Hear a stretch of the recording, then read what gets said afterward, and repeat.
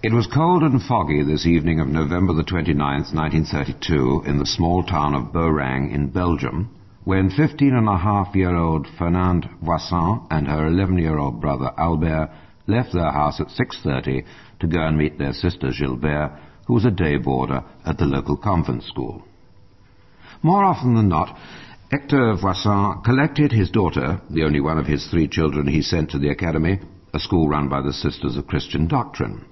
This exception to the children's schooling puzzled the inhabitants of Beauraing, for Monsieur Voisin was a leading member of the local Socialist Party, which was, by tradition and inclination, anti-clerical. The answer was as simple as it was mundane. The child was finicky where food was concerned, and he knew that the nuns would be more adept at coaxing her to eat. On the nights when he worked late, Fernande and Albert went in his place, like this evening. And now, not too far along the road, brother and sister stopped and rapped on the shutters of a small house, where they were quickly joined by their friends, Andree Degeimbre, 14 years old, and her little 9-year-old sister Gilberte. Then, with this small, round-faced and always smiling Albert leading the way, the 3 girls linked arms and followed him along the Rue des Gendarmeries. Most of the houses had no front gardens, which put the doorbells within easy reach of the mischievous boy, so that sometimes they walked and sometimes they ran, as he dictated, until they rounded the corner into the main street, the Rue d'Église. When they had passed the church, they crossed over to the right-hand side of the road and followed the iron railings which bordered the convent, until a few yards in front of the railway viaduct they came to a gate. In through this they went, puffing and jostling as they vied with one another to get through, and without closing the gate behind them, they raced up the central path, passing a hawthorn tree and flower beds, and then a variety of shrubs and bushes, which cradled a small replica of the lured grotto, until they came to the few steps which led to the porchway.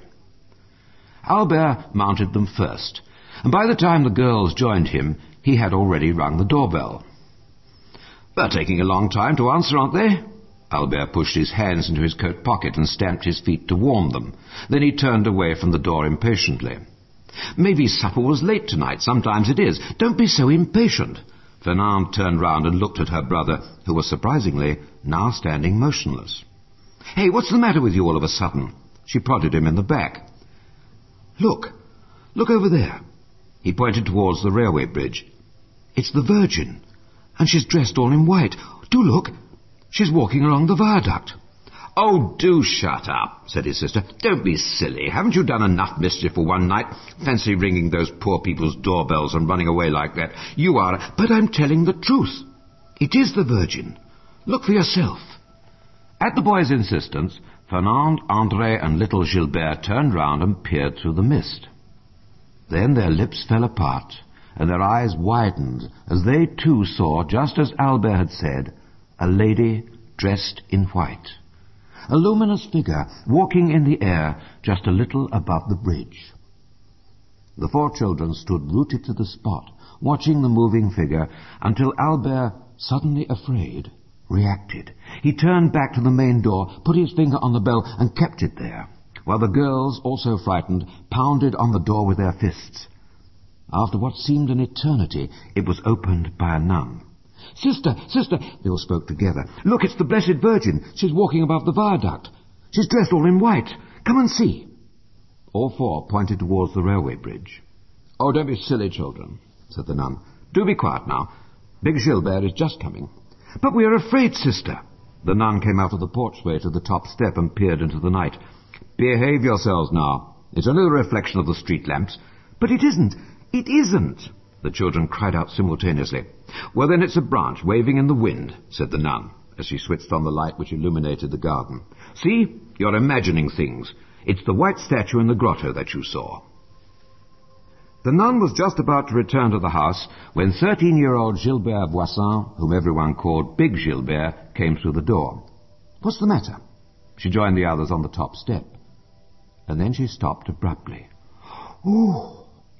She pointed in the direction of the bridge. "Oh, look! It's the Virgin!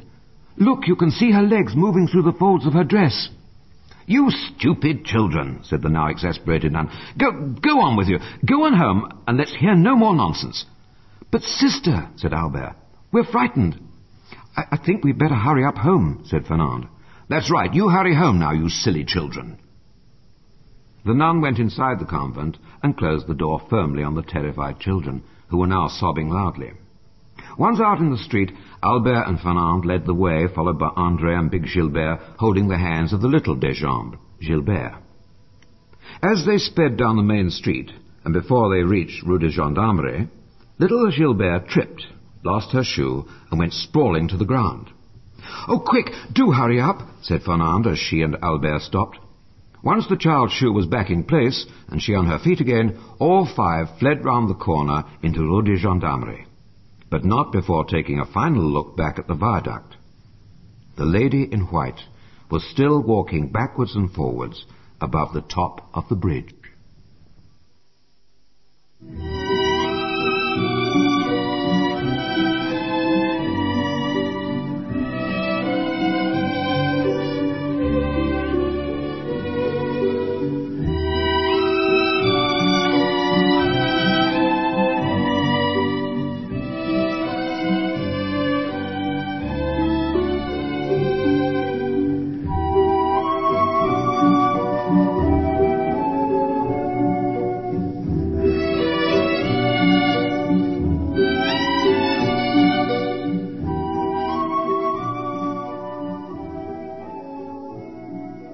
By the time they'd reached the Degeimbre home, the children were fighting for their breath, their faces distorted by fear and tears.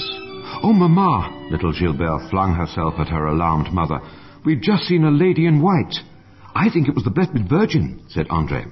Then the three Voisins said, one after the other, "I think it was the statue," but the statue moved, so it couldn't have been the statue. And then all five spoke together. "We're frightened." "Now be quiet," said Madame Germaine Degeimbre. "How can I hear you if you all shout and scream at the same time? Now listen to me, all of you, and stop your snivelling. It's only 10 minutes since you left the house." "But we did see the Blessed Virgin," said André and her little sister. "We did, honest, Mamma." "All right, enough's enough. Now go on and wash your faces. And you," she turned to the Voisin trio, "off you go home, and don't go telling your parents this foolish story." This last piece of her command was lost on Fernande, big Gilbert, and Albert, who were already halfway out of the door. And as soon as they stumbled into their peaceful kitchen, they poured out the whole episode to their unsuspecting mother and father, although for this they were severely scolded and sent straight to bed. The next day, almost all of the 2,000 inhabitants of this town in southern Belgium, 60 miles southeast of Brussels and near the French border, had heard of the goings-on. But these sensible, down-to-earth people who earned their living farming or working in the nearby quarries soon dismissed the rumour as a game of make-believe, and this meant that the children were allowed to go to the convent that evening. They followed the same route. Along the Rue de Gendarmerie, although tonight there was no laughter or ringing of doorbells. They turned the corner into the main road, crossed over to the right-hand side, followed the railings, and went in through the iron gate.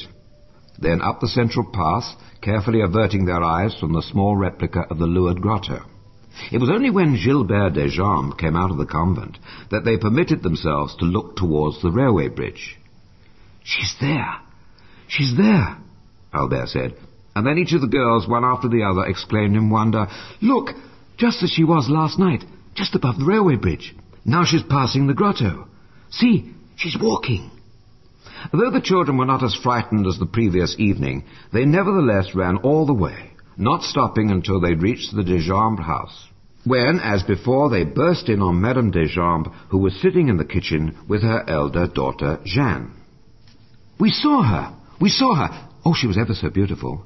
Much more beautiful than the grotto statue." And they all cried out breathlessly. "Stop it now, stop it!" The woman rose to her feet. "Be quiet, all of you. I've had enough of this. Wasn't playing the fool last night enough for you?" "But, Mamma, it's true, it really is," said André. "She's lovely, Mamma," little Gilberte piped up. "What, you too see the Virgin?" Jeanne scoffed at her sisters. "That'll be the day." When Albert and his two sisters started again, the woman became really angry. "All right, if this is the way it's going to be, then this is the last time I'll allow you to go and meet big Gilberte." She glared at her two daughters. "You're not to go any more. Is that clear?" "Oh, Mamma," wailed her offspring, "please let us go." In fact, they wept and wailed so loudly that the distraught mother eventually conceded. "All right. Be quiet now. You can go tomorrow then, but I shall come with you. I'll soon find out who's playing practical jokes." True to her word, the following evening, December the 1st, Gilberte Degeimbre, accompanied by Jeanne, her eldest, and some friends, armed herself with a large stick and followed the 5 children to the convent. But at the gate, and before even opening it, André turned and called out, "Mama, she's there. She's already there." "Oh, do be quiet, girl. You're so full of imagination that you're imagining things before you even got inside the garden." "I'm not imagining it. She was there, but she's gone again now." And then, one after the other, the children said, "She was standing on the centre path. Oh, she was so beautiful. And there were rays of light coming from her head. Yes, and she was looking up towards heaven. But she disappeared just as quickly as she came." Each child had something to say. "Ah," said Gilberte Degeimbre, "that means the joker must be still in the garden. Go on, you 4. Go up to the door and ask for Big Gilbert, and the rest of you," she turned to her friends, "you come with me. We'll soon find out who it is." While her friends thrashed around the garden, Madame Degeimbre poked at the bushes, paying particular attention to those near the garden shrine. She was still busy doing this when the cries of the children brought her to an abrupt halt. "What's the matter now?" She went towards the porchway. "It's the Virgin. We've seen her again." And they all talked at once. "She was much nearer this time." "Yes," said Big Gilbert, "she was halfway between the grotto and the front door. She was close to the ground, and she had her hands joined. And she had beautiful blue eyes, and she was looking up to heaven. She smiled at us, too." Albert's own blue eyes sparkled as he spoke. "Oh, for goodness sake," said Madame Degeimbre, going over to where the children pointed. "There's no one here. Oh, come on, I've had enough of this. Home now, all of you." She motioned them on ahead, only to be brought to a standstill by her own 2 daughters calling out that the Virgin was again present. This was the 3rd time in the space of minutes that the 5 children had stated that they had seen the Virgin. All this commotion in the grounds attracted the attention of 2 nuns who were on their way back to the convent. And when this group of people came out of the gate into the main road, the nuns called out to them. "What's going on there? What's the trouble?" When they all met, the senior of the nuns asked again the reason for the noise. "We've seen the Virgin, sister," the children said in unison. "The Virgin? What, the Blessed Virgin?" "Yes." "What do you mean? When did you see her?" "Just now, in the garden." "Are you sure?" "Yes, we are," said Albert. "We really did see her," echoed André. When the children explained what had happened, the nun said, "You must have seen a light. It was probably the headlight of a car." "That's right," said her companion. "You know how busy this road can get at times." "No, it wasn't. It was the Blessed Virgin," all 5 insisted. "She had her hands joined, and she looked so beautiful." "Dear me," said the first nun. "Why ever would the Blessed Virgin want to appear to you?" "Why, indeed," said the other. "Or are you all wanting to be little Bernadettes?" As the 2 went into the convent grounds laughing, little Gilbert began to cry. "Oh, they don't believe us. No one believes us." The child was still sobbing when she reached home, and it was only when Gilberte Voisin took the little one on her lap and cuddled her that she became calm. When things had settled down, Gilberte Degeimbre decided to act. As her children were not the only ones involved, she went to the Voisins. She passed through their small wallpaper and paint shop into the kitchen at the back and was greeted by Madame Voisin. "Why, hello, Germaine, it's good to see you. Where are the children? Aren't they with you?" "No, they're back at the house. I wanted to talk to you by yourself." Madame Voisin listened to the story and then asked, "Well, what do you think we ought to do about it, then?" "I don't know." The widow Degeimbre shrugged her shoulders. "But we could get the children and take them back to the convent garden. Perhaps if you're there, it'll put a stop to their nonsense." No sooner said than done, and going to the Degeimbre house and finding the little Gilbert still upset, they left her with the elder Gilbert and took Fernande, André and Albert to the convent. Jeanne Degeimbre and a friend of Albert's accompanied them. Immediately they reached the iron gate, and before opening it, the threesome simultaneously fell to their knees with a thud. "There she is! Look, there she is!" they cried out, and then, again together, in strange, uniquely high-pitched voices, said the Hail Mary. Their eyes were wide and unblinking, their faces beautifully calm. Germaine Degeimbre followed their gaze to the hawthorn tree, and then she opened the gate and went into the garden towards the tree. "Mamma, please don't go any further," André called. "She's so beautiful, and you'll walk on her." The woman stood still and waited, and when Fernande, André and Gilberte said they could no longer see their visitor, the two mothers and Hector Voisin, who had arrived on the scene, searched the convent gardens and then took the children home. By now, Mother Théophile had lost patience with the whole business, and the very next morning she sent for big Gilberte and forbade her to talk about it. But later on, when, during the break, Mother Théophile saw a group of excited students talking together, she took the ringleader to task. "Gilberte Voisin, didn't I tell you only this morning not to talk about this nonsense of seeing someone in—" But the superior got no further. She was interrupted by Fernande and André. "What are you two doing here?" She looked first at the blonde-haired André. "Why aren't you attending to your work?" "I don't know. Hasn't your poor mother got enough to do being a widow without you playing her up? And as for you—" She turned her attention to the attractive 15-and-a-half-year-old Fernande with her lovely hazel eyes and long dark hair. "Shouldn't you be looking after your parents' shop?" "But, Mother," replied Fernande, "there weren't any customers. And anyway, we've come here to pray in the grounds." "What on earth are you talking about? Pray? How can you pray here when all the children are playing? And what do you think the mothers of the small ones will say when they collect them from kindergarten if you two are praying, eh?" "But, Mother, we want to pray. That's enough," said Mother Théophile. "If you want to pray, you go along to the church. That's the place to pray. And no one will bother you there. And anyway," she said to the old girl, "what do you mean by letting these younger ones spread such foolish stories? You're old enough to know better." "But, Mother, I'm telling the truth. I did see the Virgin, and even if you were to say you kill me for saying I'd seen the Virgin, I'd rather die than say I hadn't." "I don't care whether you've seen her or whether you haven't. I won't have anything to do with this, and I don't want you upsetting my girls. Tonight I shall padlock the gates and put our 2 house dogs in the garden. That should put an end to your tomfoolery." When the superior had walked away, one of the nuns who had witnessed the scene ran after her. "Mother Théophile, I was wondering, why should such nice children want to make up a story like this?"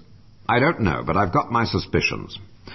You know as well as I do that the Voisins have not been to church for years, and with Hector Voisin being a leading light in the Socialist Party, I bet they're getting up to their tricks again." "What do you mean, Mother? What tricks?"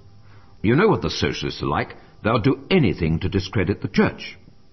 "Oh, yes, I see. Maybe they think that now they've done so well in the elections." "Quite so, sister. But I would have thought they had enough on their hands at the moment with bread queues everywhere and people starving than to poke fun at the church. Not that they need to any more. Every priest I meet tells me the same thing." "Yes," broke in the sister. "The mass attendance is going down everywhere, I hear. They say that fewer and fewer people are going to church." "That's right," said Mother Théophile. "And if this trend continues, my dear sister, there won't be any boarders to teach in a few years' time, and then we'll have to close the school." That evening, at about 8 o'clock, all 5 children left the Degeimbre house to go to the convent garden. This time, both Voisin parents accompanied their children, while Germaine Degeimbre, feeling that she had had enough of it all, stayed at home. But the gates were locked when the party arrived, and the 2 house dogs were loose, just as the Mother Superior had said they would be. "We'll never see her again," said young Albert to his father, who was shining a torchlight through the railings. "But if it really is the Blessed Virgin that you see," said someone in the large crowd of locals who had gathered at the railings, "then locked gates and dogs won't stop her." No sooner had these words been spoken when the children, who were cut off from one another by the curious bystanders, dropped to their knees as one on the cobblestone pavement. The noise of their knees crashing to the ground was startling, and Monsieur Voisin looked at each child in turn. But the expression on their faces so astounded him that he forgot their knees and quite involuntarily removed his hat. "Can you see anything?" someone asked Albert. "Yes, she's here. The Virgin is here." "Then ask her who she is." "Are you the Blessed Virgin?" said the boy. "What do you want?" A minute or two later, the girls could be heard saying, "Yes, we will always be good." When the 5 children stood up again, each one was crying. Fernande said, "She spoke to us today. It's the first time she's ever spoken to us." And seeing the disbelief on the faces of those nearest to her, she said, "Well, surely you must have heard her, even if you didn't see her." The people shook their head. "But you couldn't have wanted to hear, because she spoke very clearly."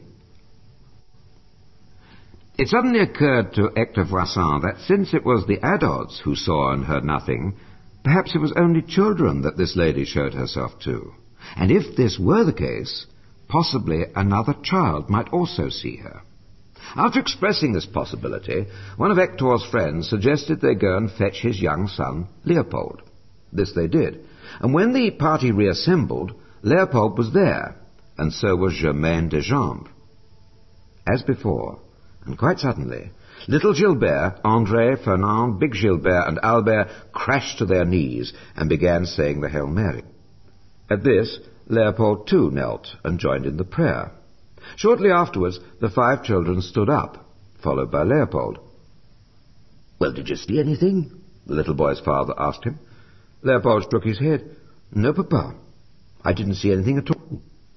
"But I did," said Albert, "and I asked her if she was the Blessed Virgin, and she nodded her head. And then I asked her what she wanted. And she said," André broke in, "is it true that you will always be good?" And I said that we will always be good. After I'd said that, it disappeared.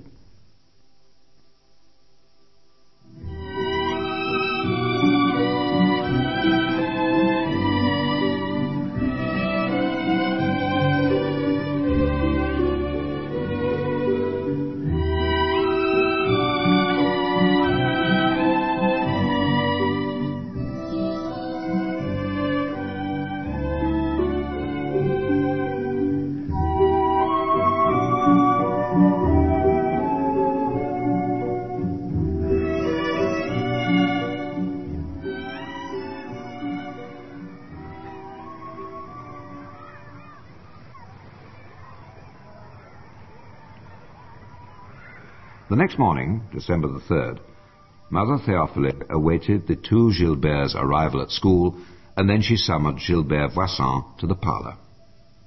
In the year during which Big Gilbert had attended the academy, the superior had grown to like this mischievous, alert, and intelligent 13-year-old, and now, facing the dark-haired girl who so resembled her sister Fernande, she looked into her tranquil hazel eyes and asked, "Now, tell me about last night, Gilbert. What happened?" "Well, Mother, we saw the Blessed Virgin." "Where? Where did you see her?" "She was under the arched branch of the hawthorn tree." "Now tell me, what did she look like?" She had on a white dress with sort of blue reflections on it, and she had a white veil over her head that came down to the middle of her legs." "Anything else?" "Yes, she had rays of light all round her head, ever such a lot. They were very straight rays, and very thin." "How do you mean, thin?" "Well, like thin, straight lines. And they were all the same size." "Yes, well, go on then." "Well, we couldn't see her feet because they were hidden by a small cloud, and she had her hands joined, and she smiled at us." "And do you believe that this is the Blessed Virgin?" "Oh, yes, Mother, I do." "Well, I don't. I certainly don't believe it. And anyway, why did you come back last night? I thought I'd forbidden you to." "Our mothers wanted us to come." "Yes, but you disobeyed me. And even if it were the Blessed Virgin, then she wouldn't have had you disobey me. So now, when you leave here tonight, you are not to come back. Is that understood? I forbid you to come back here tonight. I shall lock the gates and put the dogs in the garden again, and I shall also be notifying the gendarmerie. I do not want any more of these incidents in front of the convent. All right? Now go, and send in little Gilberte Degeimbre. Then, as the girl made to leave the room, the superior called, "And when you get home, you be sure to tell your mother everything I've said."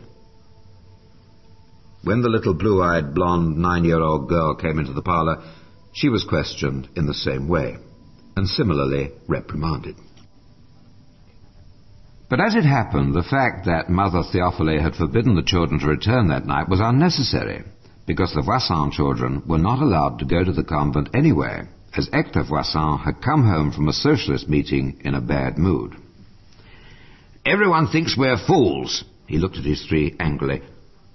"People are laughing at us, and I'll tell you something. If this goes on any longer, we'll all end up in prison, and that's for sure. Don't you realize they're all saying that we're deceiving people?" Fernande, Big Gilbert, and Albert stood before their father, and their eyes filled with tears. And then he turned his attention to his eldest. "Now listen, Fernande. For goodness sake, tell me the truth. We can't go on like this any more. Tell us it's a joke you're playing. I won't be angry if you own up. And if you don't own up, I tell you, you'll simply ruin me and Mamma. No one will come to our shop any more." Fernande fished in her pocket and pulled out a handkerchief. When she had wiped her face and blown her nose, she said to her father, "But, Papa, I can't go back on what I said. I did see the Blessed Virgin, all of us did, and even if you beat me, I still won't say I didn't see her when I did." By the next day, Sunday, December the 4th, Hector Voisin had calmed down, and being struck by the composure of his elder daughter, he gave them permission to go to the convent again. A large crowd was waiting in the street by the convent gate. A silent crowd, when at about 7 o'clock the 5 children and their parents arrived. They also brought with them an 8-year-old boy, Joseph de Gouden, who was suffering from polio, and a 38-year-old blind uncle of the Degeimbres. Immediately little Gilbert, André, Fernande, Big Gilbert, and Albert arrived at the gate, they crashed to their knees and began praying in that now familiar high-pitched tone of voice which pierced the night and the eardrums. Then the assembled crowd heard Albert ask, "Are you the Blessed Virgin? Will you grant us a special favour and cure our friend little Joseph and the Degeimbres' uncle Eugène?" Fernande made the same request as her brother, adding afterwards, "What day must we come?" And then she asked, "Would you like a chapel built?" When the children stood up again, the people plied them with questions. What did she say? What did she do? What does she want? "Well," said Albert, "when I asked her if she were the Blessed Virgin, she nodded her head, and when Fernande and me asked her about curing Joseph and Uncle Eugène, she didn't answer." "Yes, and you asked her when you should come again," said someone who'd been standing right beside the fire. "That's right," answered Fernande, "and the Virgin said, on the day of the Immaculate Conception. And after that, I asked her if she wanted a chapel built, and she said that she did." Later that same evening, a Monsieur Derep and his wife sought out Hector Voisin. They had a 10-year-old daughter, Paulette, who was suffering from a painful disease of the bones. She had 7 open sores, and it was often necessary to remove splinters of diseased bone from her legs by means of a pair of pliers. Before the anxious parents had a chance to open their mouths, Monsieur Voisin surprised them all by himself suggesting that they take their daughter to the convent railings. "The children are tired," he added, "but perhaps I can persuade Albert to come with us." The boy needed little persuasion, and the small party set off. But the news very soon spread, and at the gate about 30 people surrounded Albert and Paulette. After saying some Hail Marys, Albert fell to his knees. "Will you cure Paulette?" the people heard him ask. A few moments later he stood up and said, "Yes, Paulette will be cured. The Virgin smiled so sweetly when I asked her, so I know she'll be made well." On Monday evening, December the 5th, there was an even greater gathering at the convent railings, and although most could not see the children, everyone heard the massive thud as the 5 hit the ground with their knees. Albert again acted as spokesman, and because his mother had asked him to do so, he said, "Since you are the Blessed Virgin, will you do us a favour and perform some miracles? In the daylight, if you please, so that people can see them, and they'll believe that you appear to us." He waited a moment or two and then repeated his request. After this, he turned to his mother and said, "Mamma, she didn't answer." And then he, Fernande, Big Gilbert, André and Little Gilbert all began crying. "What are you crying for?" asked Madame Voisin. "Because she didn't answer," they replied. Once they were up on their feet again, Monsieur Voisin remarked that surely something extraordinary must be happening because of the way the 5 children were literally knocked to their knees the minute they arrived at the convent gate. And this prompted some of the bystanders, who were concerned about the crack made by these limbs as they hit the paving stones, to question them. "Do your knees hurt?" someone asked Fernande. "No, madame, not at all," she replied. "It just feels as if I were kneeling on cushions. And once when I saw the Virgin, I tried to kneel down in the ordinary way, but I couldn't." The 5 were then taken back to the Degeimbre house, only to return later in the evening. And directly they arrived at the gate, they simultaneously cried out, "She's here! She's here!" And then they crashed to their knees. After reciting one Hail Mary, they announced that their visitor had gone. No sooner were they on their feet than they fell violently to their knees once more. And as before, after reciting one Hail Mary, they stood up, indicating that their visitor had left them. The following evening, Tuesday, December the 6th, the Degeimbre and Voisin children, on the recommendation of the local parish priest, Father Lambert, recited the Rosary, rather than simply saying a Hail Mary.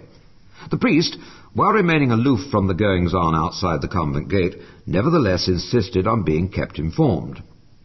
And so, on this day, December the 6th, the Rosary was said for the first time. And it was the first time also, the children told the people, that the Virgin had herself held a rosary in her hands. By now, the news of these apparitions had spread abroad, and thousands of people made their way to Beauraing, and all wanting to speak to the 5 youngsters. "We're invaded from morn till night," complained Madame Voisin, "and all I keep doing is repeat the same story over and over again. This whole business is turning into a nightmare."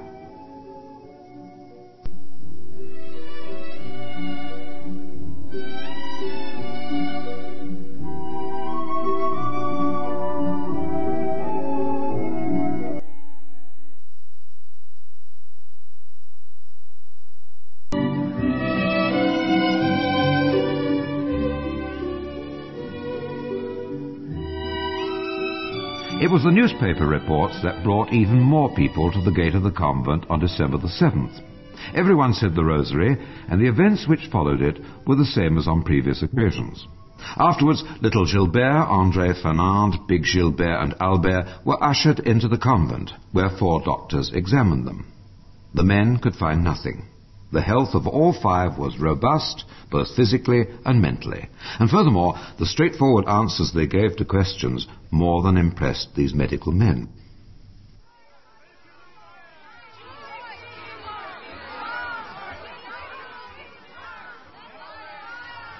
On December the 8th, the feast of the Immaculate Conception, it was estimated that 15,000 people were present. The road was packed. People lined the railway embankment, while hundreds of automobiles filled every space in town. Once again, the convent gates were locked, and the grounds patrolled by policemen. The 5 children looked towards the hawthorn tree, and when they fell to their knees and went into ecstasy, an expectant hush fell on the crowd. During the recitation of the Rosary, the 4 doctors who had previously examined them now carried out a further examination. They pinched the children's arms, legs, and earlobes, slapped their faces, and then examined their eyes by means of powerful torches. The 5 were oblivious to it all. A quarter of an hour later, the children made the sign of the cross, stood up, and said simply, "She's gone." Albert added, "She didn't speak to us today, but she was so beautiful, more beautiful than ever before, and much brighter." What most impressed both doctors and onlookers was that the children's voices, which during the apparition were high-pitched, loud and piercing while they spoke at an extraordinarily fast rate, had now returned to normal. The following day, December the 9th, people flocked to the convent grounds, praying and carrying lighted candles, which they somehow managed to attach to the frosted branches of the fir trees. By evening time, the railway embankment was packed solid with people, and so was the street, so that all traffic had to be diverted around the town. And furthermore, if the police hadn't also provided an escort, it is doubtful whether the children would have reached the railings at all. Nevertheless, to the disappointment of everyone, the lady did not come. Nor indeed did she until December the 13th, 4 days later, and then only the hardcore of believers turned up with the children. She came again on the 14th, but her non-appearance on the 15th and 16th caused a medical student to question little Gilberte. "Do you think she'll ever come again?" "Oh, yes, she'll come back." "And why are you so sure?" "Well, because she comes to us because she wants something, but she hasn't told us what it is yet. So she'll have to come back, won't she?" A priest, a Father Baudouin, then spoke to Fernande. "I think that you should ask her who she is." "Oh, but we do." "Well, in that case, you must ask her why she comes, and also what she wants." "We did," said Fernande, "but she didn't answer." "Well, in that case, you better ask her on behalf of the clergy." On December the 17th, just after 6:30 in the evening, the onlookers not so much saw as heard the children thrown to their knees. Later that evening, during an interrogation, it was made known that in reply to their question, on behalf of the clergy, "What must we do for you?" the lady had replied, "A chapel." The evening of December the 22nd saw a departure from the normal format, when Albert did not see the lady. And to his extreme distress, the same thing happened the following evening. And there was also a further change to the accustomed pattern when only Fernande heard the lady speak. "Why have you come here?" asked Fernande. "That the people may come here in procession," was the reply. Later, at the interrogation inside the convent, Albert was in tears because he was the only one who had not seen the lady. And Fernande was in tears because she thought that no one would believe that she alone had heard the lady speak. December the 25th and 26th came, but the lady did not, which made Mother Theophile wonder if the medal of St. Benedict, which she had secretly pinned to the hawthorn tree to ward off the devil, might have something to do with it. And then, on December the 27th, when nothing happened either, it was 5 unhappy children and over 2,000 disappointed people who went away. At about 9:30 that same evening, little Gilberte, who had gone to bed, came downstairs crying. "What's the matter?" asked her mother. "I've got a bad headache, Mamma, and I can't go to sleep. Can I go back to the convent, please?" "No, of course you can't," replied Madame Degeimbre. "You've only just gone to bed." "Yes, I know I have, but I do want to go back. Please let me." The little girl's continued pleading won the day, and she went to her usual place near the hawthorn, accompanied by her sister André and the 3 Degeimbres. And when the nuns in the convent heard the children, and Mother Theophile went to the window and opened it, she knew by the strange tone of their voices that St. Benedict's medal had not deterred the lady. The following evening, they saw the lady again, and afterwards in the convent, when little Gilberte was awaiting her turn to be questioned by the doctors, someone commented, "You're looking very sad. Didn't you see her tonight?" "Yes, I saw her," the child answered. "So, didn't she speak to you then?" "Yes, she did." "Well then, why are you looking so sad?" "Because," said little Gilberte, looking more sad than ever, "the Virgin said that her last apparition would be soon."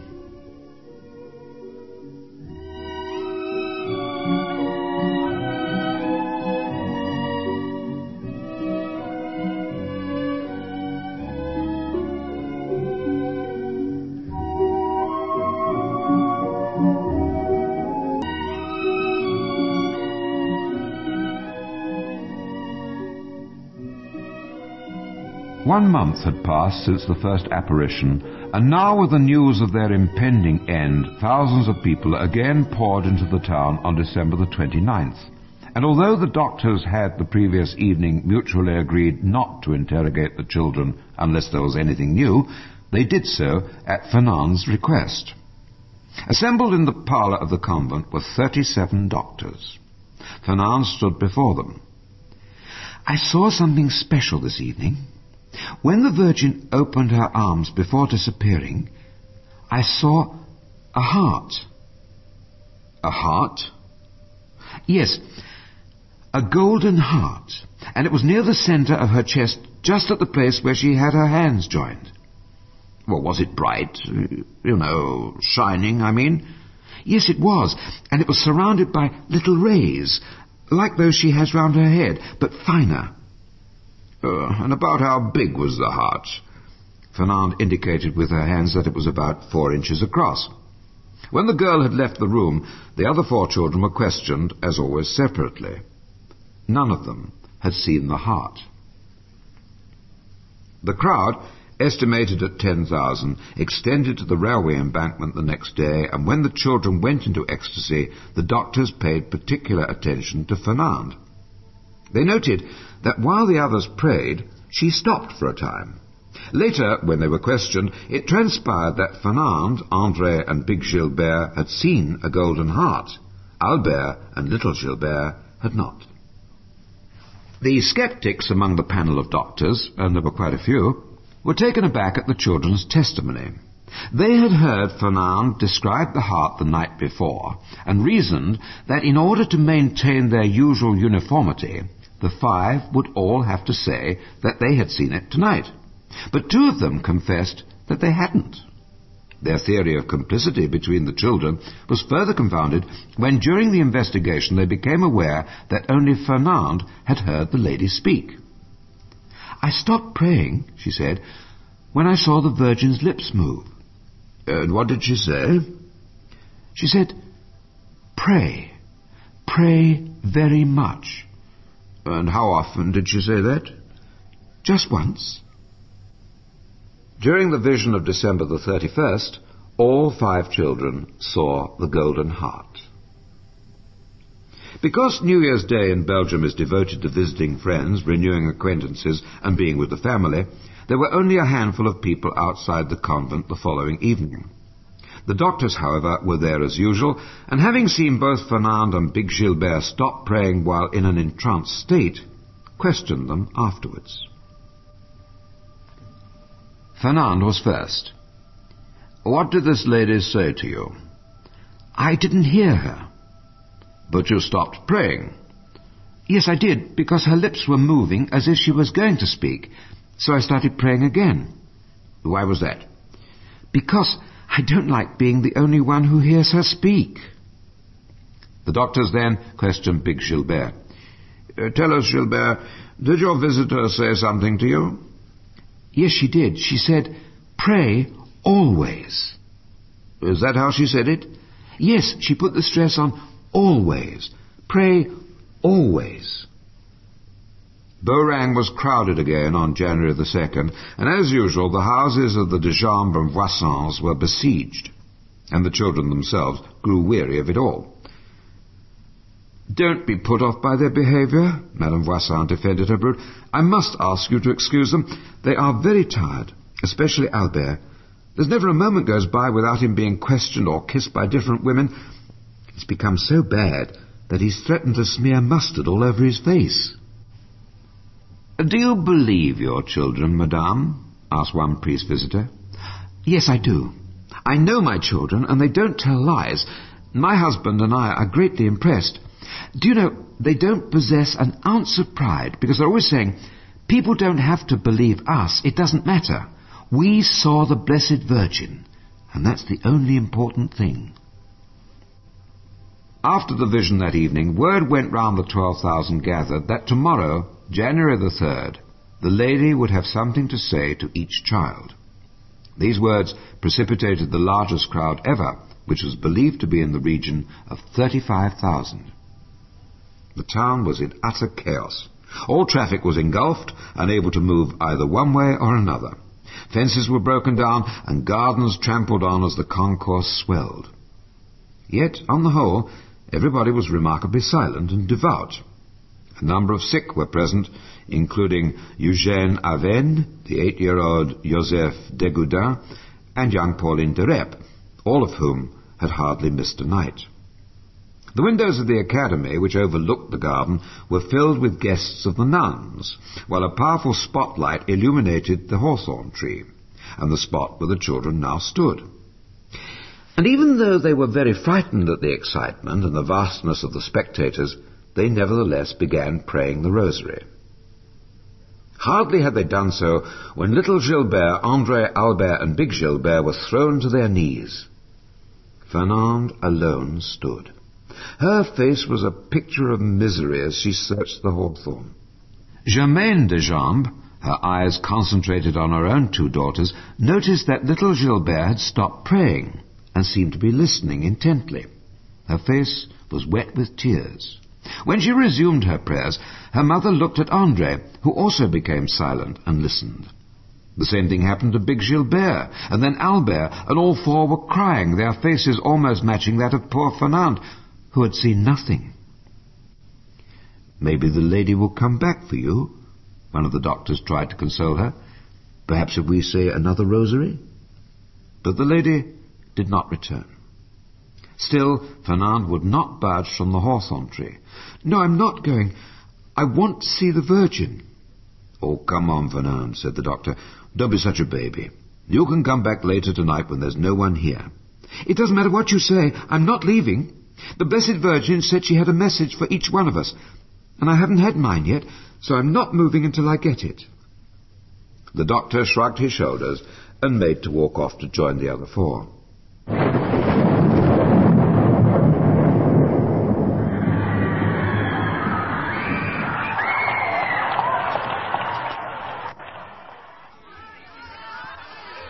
But he got no further. He was stopped in his tracks by a sudden brilliant flash of light which lit up the whole garden. Those nearest the hawthorn said it was a great ball of fire, about 5 feet in diameter, which exploded, sending off sparks high up into the air. There was also a loud noise, like thunder. At that very instant, Fernande crashed to her knees and began saying the Hail Mary in the high-pitched voice characteristic of the apparitions. Then she stopped and was heard to say, "Yes." After a while, and with those large brown eyes rapturously transfixed to the hawthorn tree, she said yes once more. And then she sank to the ground like a deflated balloon. After this, she cried convulsively.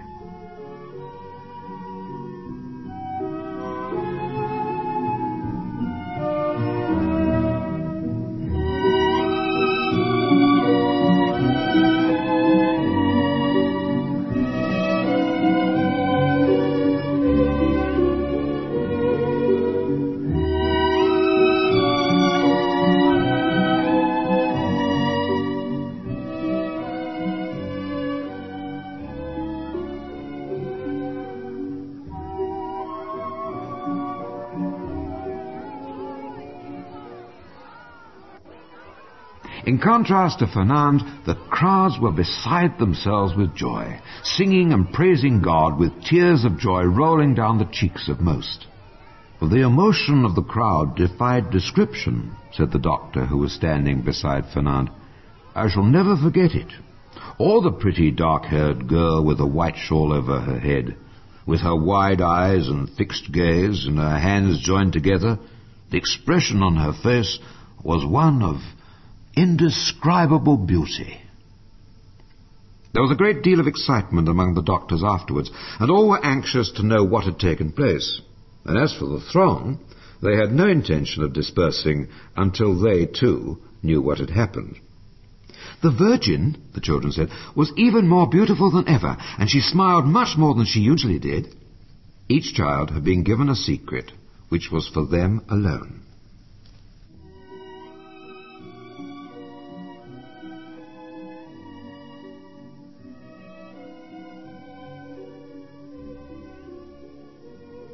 Speaking to little Gilberte Degeimbre first, she leaned forward and said, "This is between you and me, and I ask you to speak of it to no one."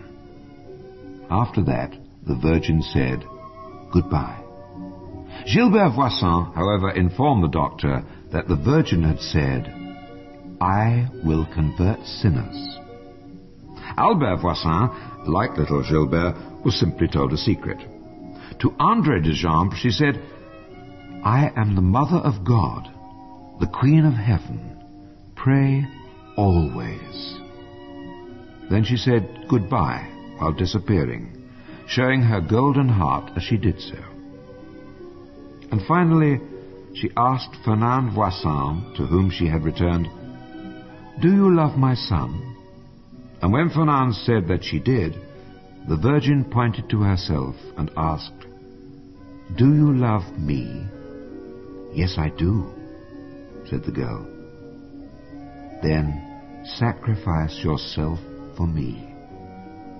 And with these, her final words, the Blessed Virgin opened her arms, showed her golden heart, and then disappeared.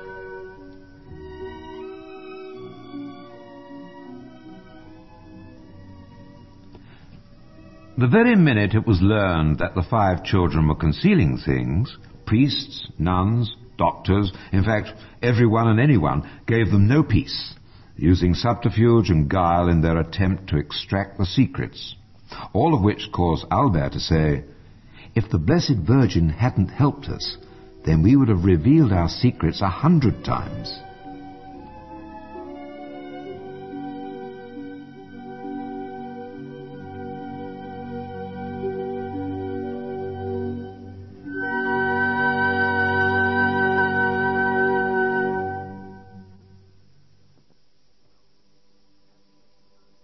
Well, had the Blessed Virgin really appeared on what amounted to 33 separate occasions to the children of Beauraing? That was the controversy that raged throughout Belgium that year. But whatever the answer, life in Beauraing was never the same again.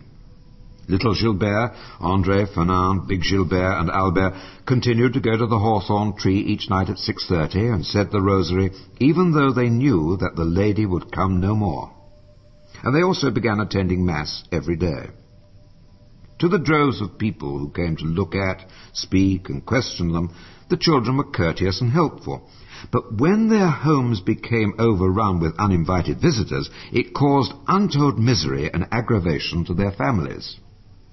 The Degeimbres, for instance, lost money because they had no time to attend to their farm, animals and vegetable gardens, while the Voisins had in the end to sell their paint shop because with so many curious hounding them, there was never time to attend to, or even the room, for ordinary customers. On top of this, both families had to put up with the incredulity of neighbours and friends, some of whom were not backward when it came to passing cutting and hurtful remarks.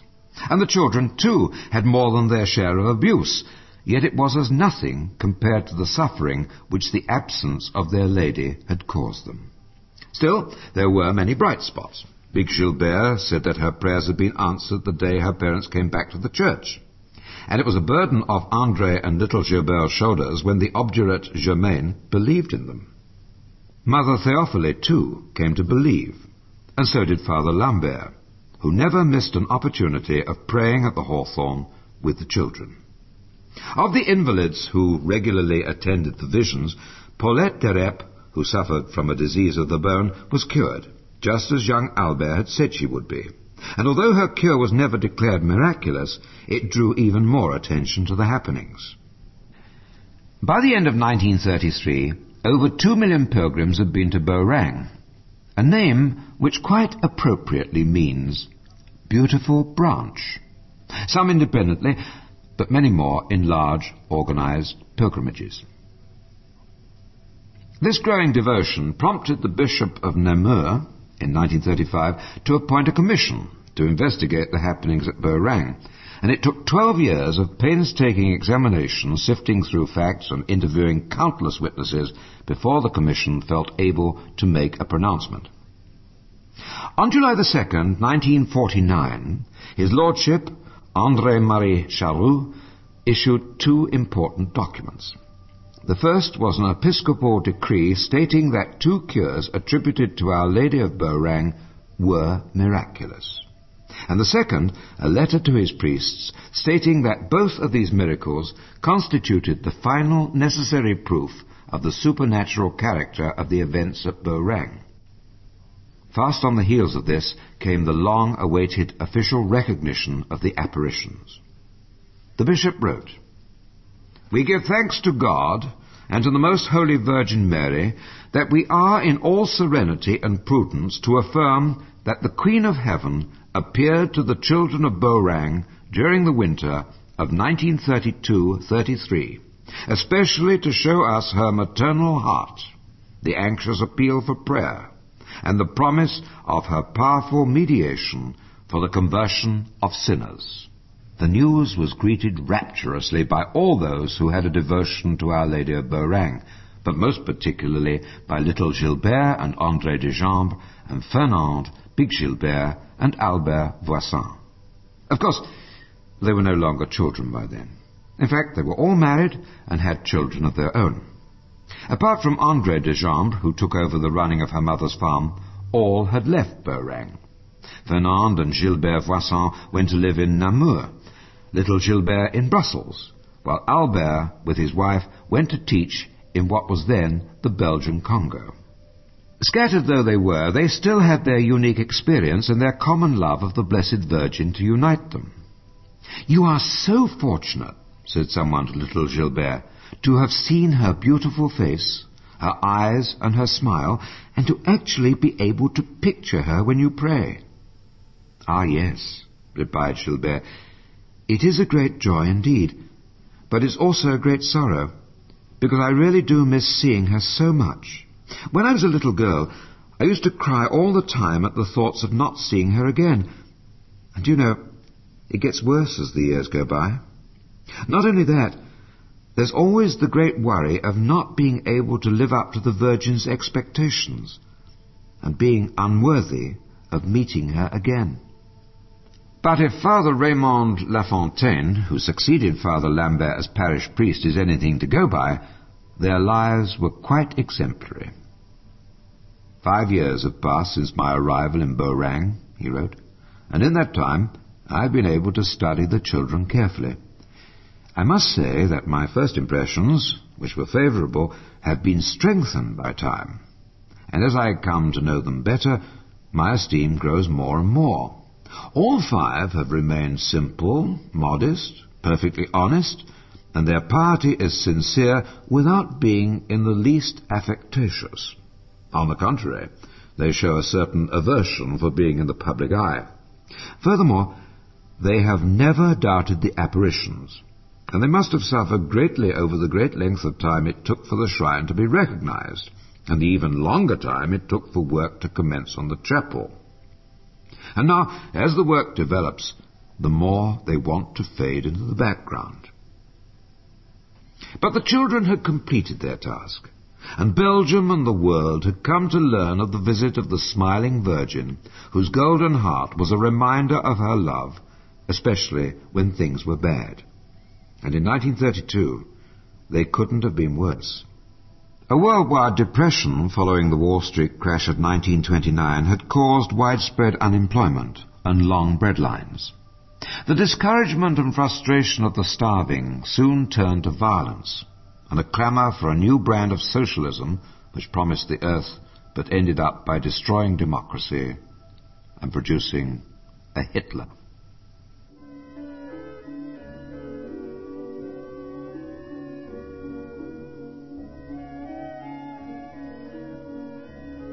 If ever the world needed someone to lift it out of a trough of despondency with a message of hope, it was then. And that is what the Blessed Virgin did, coming at a time when she was needed most.